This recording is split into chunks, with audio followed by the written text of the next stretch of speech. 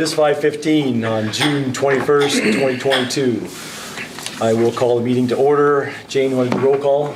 Shaven. Present. Kroger. Here. Blatt. Here. Peterson. Here.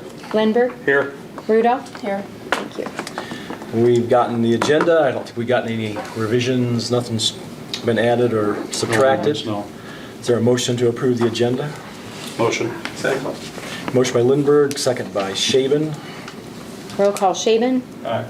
Kroger. Aye. Blatt. Aye. Peterson. Aye. Lindbergh. Aye. Rudolph. Aye. Thank you. And then along the way, if there's any conflicts, you guys can let us know. You might have one. I noticed.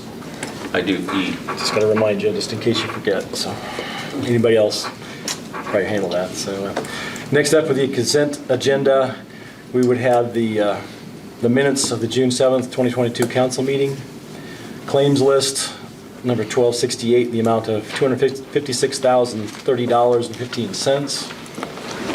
Expenditure and revenue reports for the month of May 2022. Police statistical report for the month of May 2022. And then the E is the approval of the 2022-2023 cigarette, tobacco, nicotine, vapor permits. And that's probably where you... That's why I'm going to. So do we approve them all under one, and then he'll have to abstain from Yeah, he can abstain from 2E. 2E? So I will make a note of that when we do roll call. Okay. Anybody have any concerns, questions, anything that looked something we want to talk about? No? Is there a motion to approve that? Motion. Second.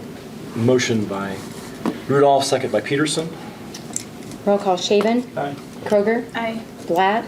A through D. Aye. Peterson. Aye. Lindbergh. Aye. Rudolph. Aye.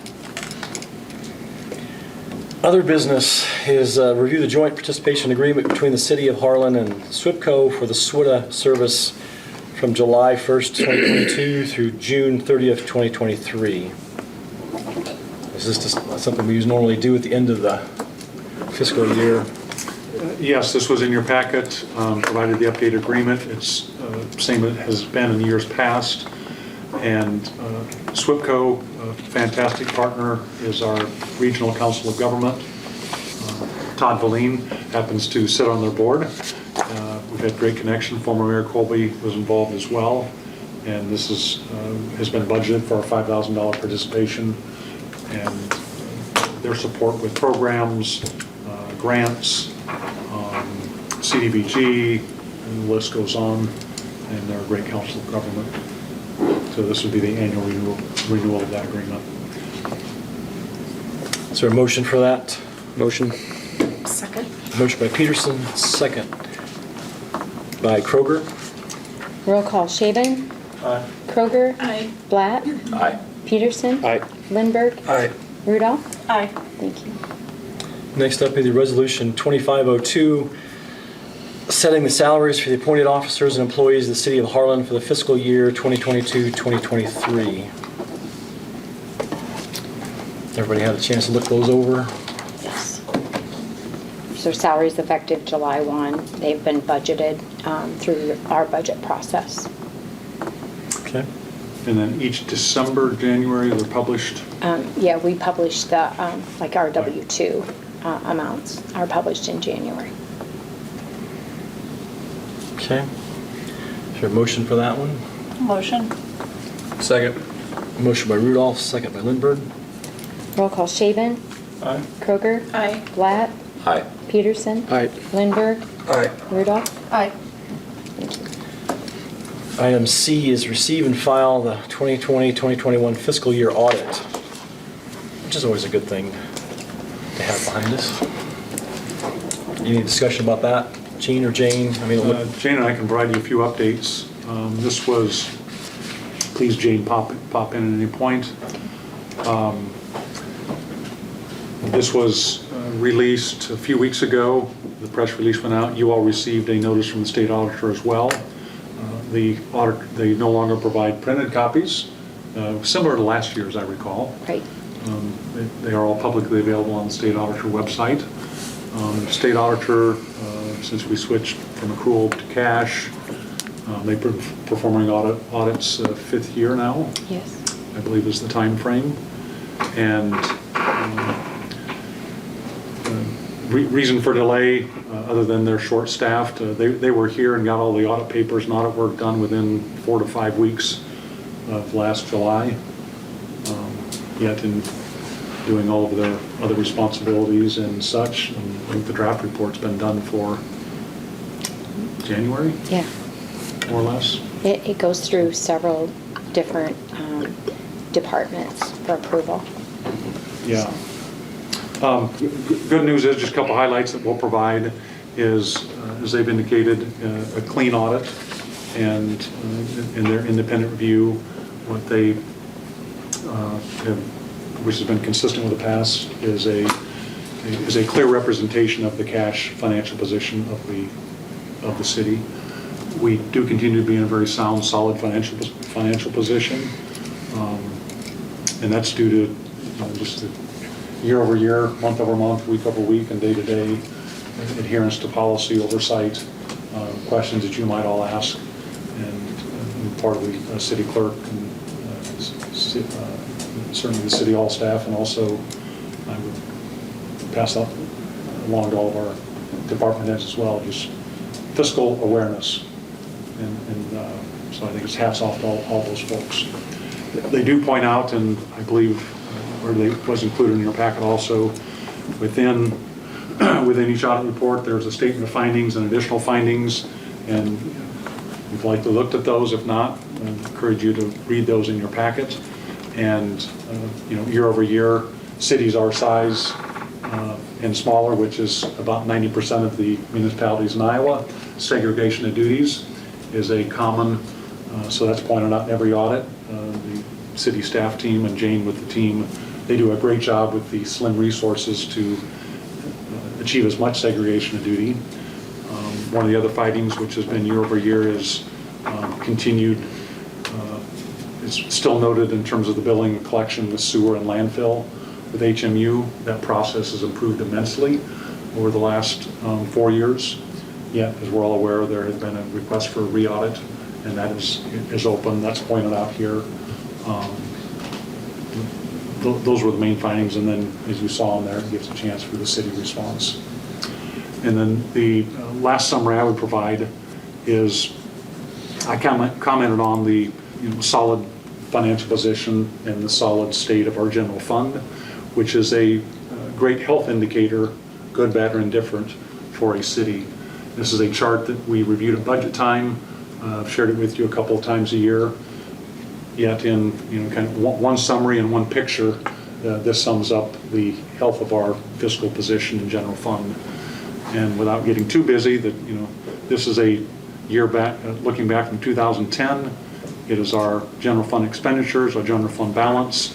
That net change then determines, based upon your expenses, what's it cost per day to operate the city. And you can see, based upon those expenditures, so if you look at 2019 and 20, it was about $10,700. It jumped to $14,000. Then you base that, determine how many days could you operate. So if all revenue streams were shut off, which the two big ones being the twice a year tax revenues, and you generally want to be 3 to 6 months, 3 at minimum, which would be 120 days. You can see where we've come from, and that's this blue line that indicates the number of days to operate if all revenue streams are shut off to continue delivering services. What would that look like? And in a picture and graph, that's what it demonstrates. Jane, items you'd like to add, or questions, comments you've got from either any of your review or questions that you may have? Anybody? I don't. Okay. Is there a motion to receive and file fiscal year audit? Motion. Motion by Peterson, second by Shaven. Roll call, Shaven? Aye. Kroger? Aye. Blatt? Aye. Peterson? Aye. Lindberg? Aye. Rudolph? Aye. Thank you. Well, we've got to the point where city administrators report her record pace. Take your time, Gene. Well, I'll start off with, which is a great segue and transition, that at 6 o'clock this evening, the Park Playground Committee for Pioneer Park is reconvening at 6 o'clock here in council chambers. And I'm pretty sure I can finish my report by 5:55 or so. A little tongue-in-cheek there for the team. Yet, to continue to build off that last week, most of you are aware, some of you participated. There were 2 evenings in which 4 manufacturers, best-in-class manufacturers that provide playground equipment and their representatives were here in these chambers. An investment of 5 hours, total over 2 nights for a number of community members and all of you involved. And tonight's session is to hone in on what's that manufacturer that's desired to work with to finalize a master plan, a near master plan, because things can always change as fundraising until you place an order, which is sometime in the future. Yet, a great participation last week, and a follow-up session will be tonight. Handful of some other things going on in updates. Met yesterday with the comprehensive plan. We're just about a year into that, getting very close to the final draft. A few of you here, I see Ken and Joe and Todd were here, and some of the community leaders, that we reviewed the top 6 goals, or the 6 goals coming out of our comprehensive plan update for the next 10 to 20 years, and identifying and honing in on what the implementation plan can be, with the objective being that that comprehensive plan, and specifically those top 6 objectives, are not simply something we put on the shelf, yet can be a living, breathing document that can help guide us and can help guide you as a council as well for our key initiatives over the next 5, 10, and 20 years. So that process is continuing. Some items going on out in our teams that are delivering services. The pool continues to operate very well. Guard staffing looks great. A very solid position there. The warm weather last week certainly put a stress test on between staffing and operations, and all has gone quite well. J.J. Jensen Park, that area has been extremely active, so if you've had the time to be down there during a busy night, and if you want to see one of the busiest nights, it will be this Thursday. It's the kickoff of the WIBBLE, which is Western Iowa Baseball League, that we're hosting here in Harlan. 33 teams will convene between Thursday and Sunday at the Little League fields. In addition, Thursday night is high school baseball and softball with they've got their cancer fundraisers. Be a lot of activity.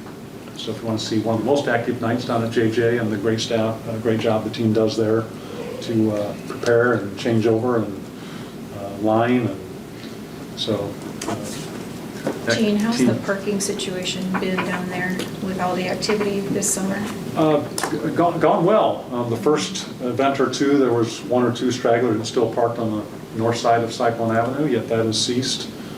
The upper deck or satellite parking, it's really not satellite, but it's the new parking surface is full. It's worked out well. Anyone else have experiences? I've been down through there a couple of times. Yeah, I mean, we went to one game and just parked on the off street. I mean, it seemed like there was, didn't have to walk too far. I mean, still getting close. That was parked at field 4. That's where I parked and walked down. So, yeah, park up on 4th Street.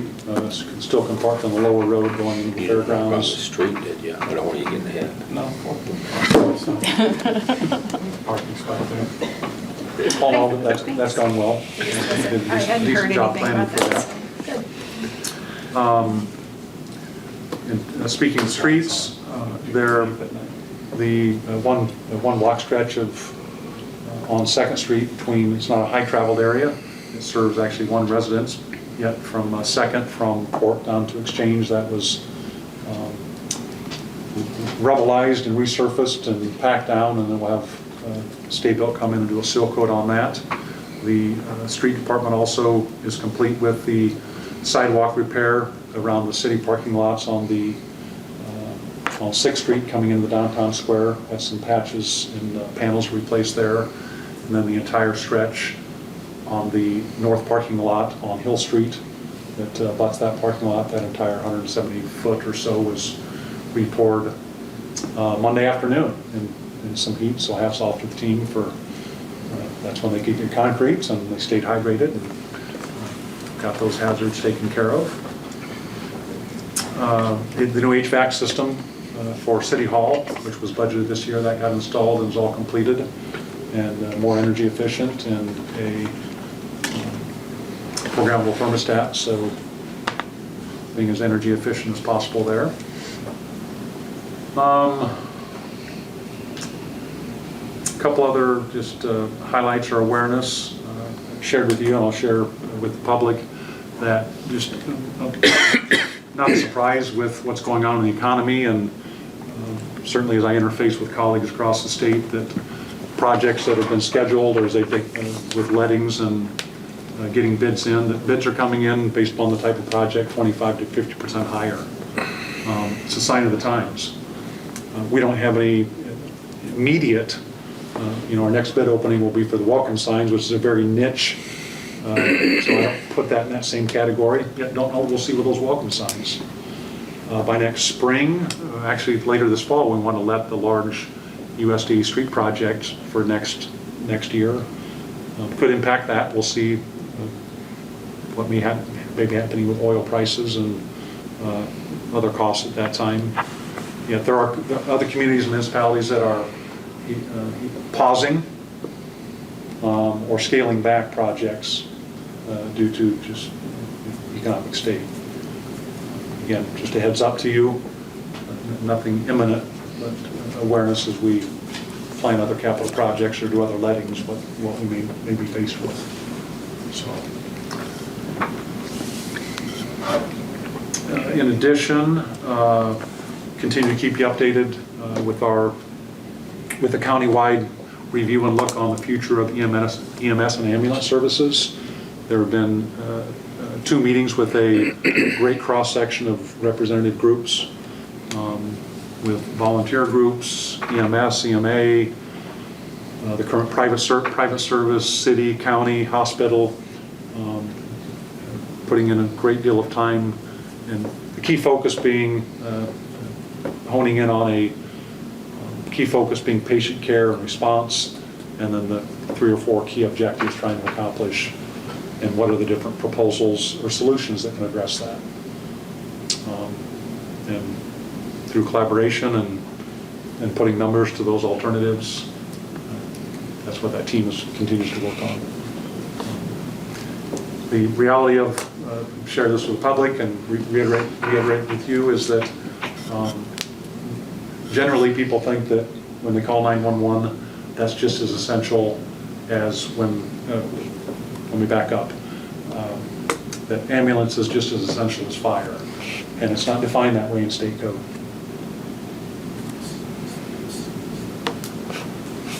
Yet when you call 911, you want a response, especially if you need medical assistance. And quite a gap there between expectation and how the current services and funding is set up. And Shelby County and the city of Harlan is very poised at trying to come up with the best solution that's equitable, sustainable, and reliable. So a lot of planning and discussion going on in regards to the future of EMS and ambulance. Got about 20 minutes left. A couple of reminders on upcoming items for you. The visit for elected officials at the airport is June 29th. If you've not responded, if you can or can't be there, the 8-Ball and the airport team and commission would appreciate that. But appreciate those who have responded. That's at 5 o'clock on the 29th. In addition, July 21st, that's a Thursday, will be an ICS, an Incident Command System for elected officials, and that's at Turkelson Center. That is for all countywide elected officials. We provided something to Joe as well for the HMU board, that extending that as well. Certainly part of that solution when there's a disaster or something. Our utilities are key to that infrastructure as well, so and that board as well. And then lastly, a reminder that our annual league conference is in Waterloo, the last part of September. We provided you last meeting the dates of that as well. If you're interested in signing up, let us know. Connect with Jane, probably the best resource on that. If you're able to carve out a day or 2 or 2.5, I know it is difficult with your businesses and careers, yet a great opportunity to network with other elected officials. It's the premier conference for elected officials in the municipalities across the state each year. This year it's in Waterloo.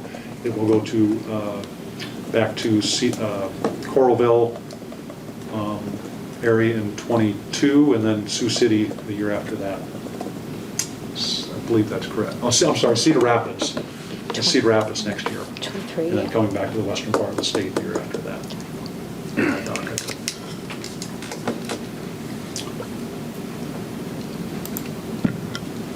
And my final 2 items are, I've shared this with you before, yet again for the public, that our library, Amanda Brewer, the director, and her team continue to knock it out of the park.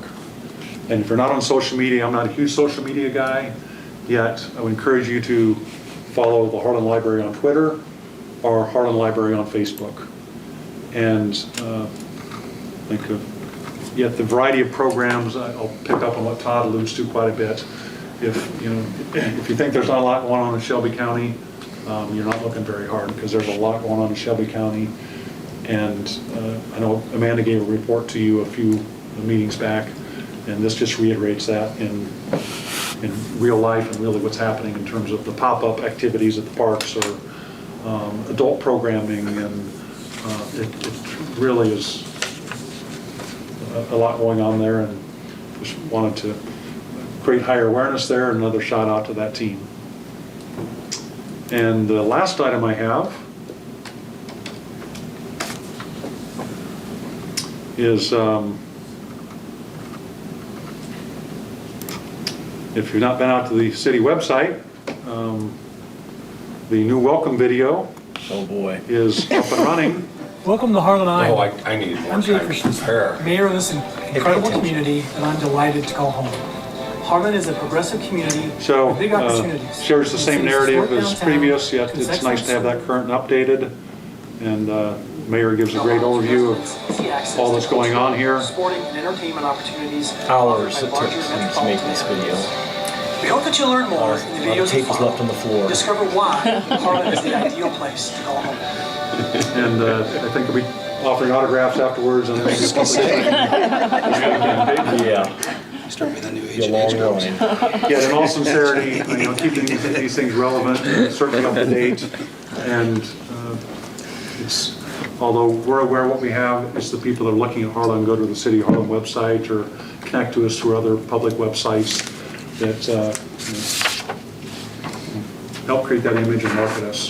So thank you, Mayor, for doing so, and that is up to date now. Questions, comments, One take. updates, concerns? What's that? One take?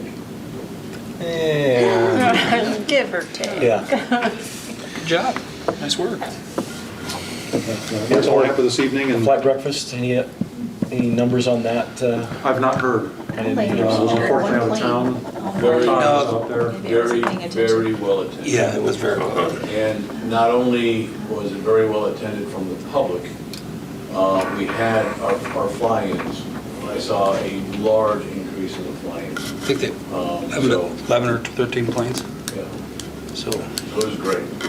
But we didn't stop making Mickey Mouse pancakes till 11. So Yeah, it was a lot of fun. that's good. Good to hear. I came in from the west, and you can see all the planes and Maybe it's more than the that. crowd and cars. And it was well attended. Good. Scott Pigsley, our airport commission, is next week, and I'm confident Scott will have all the stats and Yeah. updates. Questions for Gene? Concerns, questions, comments? Okay, thanks, Gene. My report, all I've got is, do this under one, Jane. Yeah, For there's a appointment both. one reappointment and one Reappoint new appointment. Roy Burkhalter to the library board for a 4-year term to expire in July of 2026. and to appoint Andrew Sandquist to the board for a 4-year term to expire the same time, July of 2026. I got a motion for that. Motion. Second. Motion by Kroger, second by Lindberg. Roll call, Shaven. Kroger. Aye. Black. Aye. Peterson. Aye. Lindberg. Aye. Rudolph. Aye. Shelby County Chamber of Commerce and Industry. Todd. Just a couple of quick updates. We had our board meeting today, finalizing our fiscal year 23 budget. We'll also be having one change to our board list, as Tim Christofferson is not re-upping for another term on the board, so we'll introduce our new board at our all-members meeting. That'll be July 19th at 11:30. We do that over at the Turkleson Center. Have lunch and then provide a review of how the last year's gone, and then talk about projects and programs we're going to be introducing in the new year. If you get a chance, Friday morning, Susie Schwery over at Harlan Vet, she's ending her career with them, so we'll have an open house for her at 9 a.m. Friday at Ambassador Visit. So if you get a chance to swing by, that'd be great. And then, outside of that, it's just great to see a lot of cool things starting to fire up here in Shelby County. We've got the Brad Morgan concert coming up this weekend, other events that are getting added, so it's just good to see that we're getting some commerce flowing through the county. Really enjoy it. That's it for me. Okay. Thank you. HMU, I'm guessing this is a final for a young man sitting out there. Last one. Yeah. You hear a new voice next time. Yes, a couple of things going on. HMU is also updating our website, so soon it'll be up and running, and staff's working on that along with the local consultants, so be newer and better very soon, but it's in process. The water department is currently assessing the aquifer levels. We're going out and look at our test wells, see if there's been any impact from the last rains. But we don't have a report on that yet, but they're doing that assessment this week, so we should know soon if there's been any result. We are still just in the water watch, so we'll see what happens. We were a little concerned about this week being real hot, but it looks like next week it's going to kind of move back down into the 80s. So I call that a little bit of moderation of the heat to come. So hopefully it works out through at least the next several weeks to be able to maintain that water watch level. Some of the other items coming up, the board's going to be acting on our 69 line inspection, basically from our substation just southeast of the office down to the Avoca substation. That's our high voltage line that feeds Harlan. So that'll be up for inspection starting this next fiscal year. Some of the other end of year activities, we'll be doing some fund transfers, primarily for reconciling some of our bond accounts and operating accounts for the end of the year adjustments. That's all in preparation for our audit, which will be coming up in August. So that's in process. The other activities are gas departments currently surveying our distribution system to just check to make sure there's no leaks or anything of significance going on there. One other comment, back to the audits. As Gene mentioned, we also get written up every year for segregation of duties. In a perfect world, you would have more people to be able to do that. As Jay knows and Dean knows, with the smaller staffs, there's only certain things we can do in that regard. But we get written up for it too, so nothing new there. Also, with regard to the infrastructure costs, I also had noticed, based on some articles and stories that I've been seeing, that the infrastructure costs right now are at least 25 to 50%, if not more, what they're coming in for bids, and which may complicate our water project primarily because under the new infrastructure requirements, everything has to be sourced out of the U.S. And so until we actually get a bid, we won't know what's available, what's not available for that project. So there is a concern there as we move forward with that project. Right now, the timeline is sometime in August to bid it, but that's all dependent on the letter of conditions from the U.S. SDA, which we're still waiting for, so. Other than that, just continuing with the transition from myself to Joe. And he's been spending time with the crews in various departments, trying to get up to speed. This week, we've been looking at the finances, and as we were working through the end-of-year transfers, that type of thing. So good progress there. Yes. He's also been making the rounds, introducing himself throughout the community, so good progress there as well. Anything you'd like to add to it? Okay, you're up next time. You bet. I'll be Any ready. questions? All right, thank you. I appreciate all your attention over the years, and enjoy working with you, so thank you. Wish you the best, Ken. Happy retirement. Okay. I mean, Mayor, just You already to had his chance. build off, was in the session today, commenting again on materials and costs. On a, saw it as a positive note that this was with a statewide group that works with builders, and they were indicating that some lumber and lumber material costs actually were coming down 25 to 30%. Between some OSB and finished lumber. Some of that's because of the decline in housing starts and some of the other. Yeah. Then everybody's gonna rush to get it, and then there'll be a shortage to replenish it. Oh, yeah. I mean, that's the way it's gonna go. Balance. Hope to open the Canadian border again, so. Yeah. Anybody from the public sector have any comments? Council have any updates from this side of the table? Good, sir. Over here? Finally seen Top Gun 2. It was awesome. It was a little, at first, it was a little like, I was just gonna tie in, but yeah, I was impressed, so. Most of us are old enough to see Top Gun 1, so it I was, compares. yeah. I was only 7 at the time, but hey. I mean, kind of let in, you know, if you didn't see the first one, I don't think you really. Probably would get it. It was a very good movie. Yeah. Tom Cruise kept his shape, I wouldn't be able to do that. Yeah. He has lots of money. Yeah, well. Yep. But no Okay, comment on that. that's it. That's it. With that, we'll adjourn. Thanks, Kyle. Thanks. Turn on Top Gun. Hey. Well, right on.